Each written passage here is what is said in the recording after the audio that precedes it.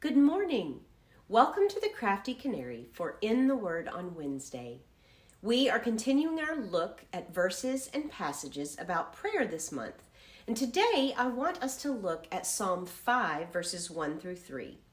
Many of the Psalms are actual prayers, and this psalm is a prayer of lamentation by David while he is in danger from his enemies.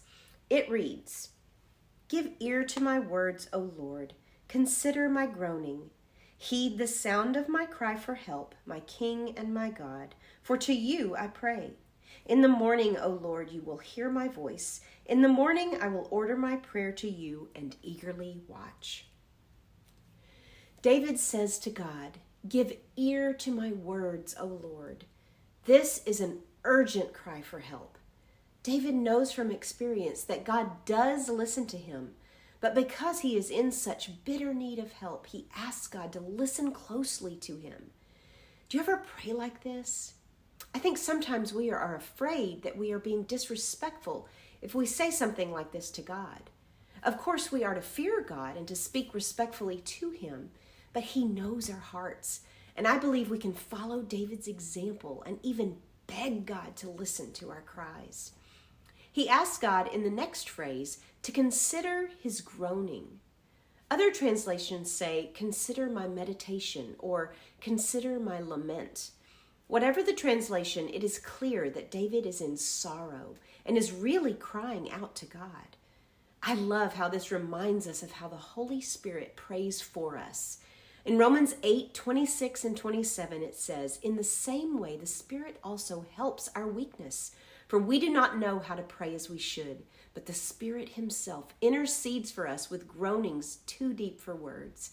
And he who searches the hearts knows what the mind of the Spirit is, because he intercedes for the saints according to the will of God."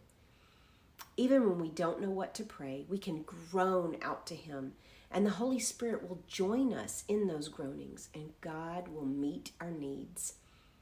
In this passage, David calls God my King and my God. It is significant here that he addresses him as King and God. He has sworn his allegiance to God as his King and will serve him forever in that way. He has put himself under God's protection and kingship.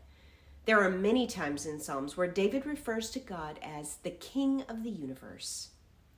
He also calls him my God. Not only is he David's king, but he is David's God. He created the universe, and he hears the prayers of his children, unlike the deaf and mute idols that so many other cultures worshipped. David also says twice in verse 3 that he is praying in the morning. Obviously, there's no set time when you have to pray. I personally have my quiet time in the morning because it's when I am most fresh. I am definitely a morning person. And I like to commit my entire day to the Lord by praying first thing in the morning. But I spend lots of time during the day offering up prayers, and many times I even fall asleep praying. If you are more of a night owl, it is certainly okay for you to have your prayer time in the evening. I think one of the reasons that David emphasizes that he is praying in the morning in this psalm is because he's starting out his day with this desperate request, and then eagerly watching, as it says, for God's answer during the rest of the day. He is waiting and watching in anticipation of God hearing his prayer and coming to his aid.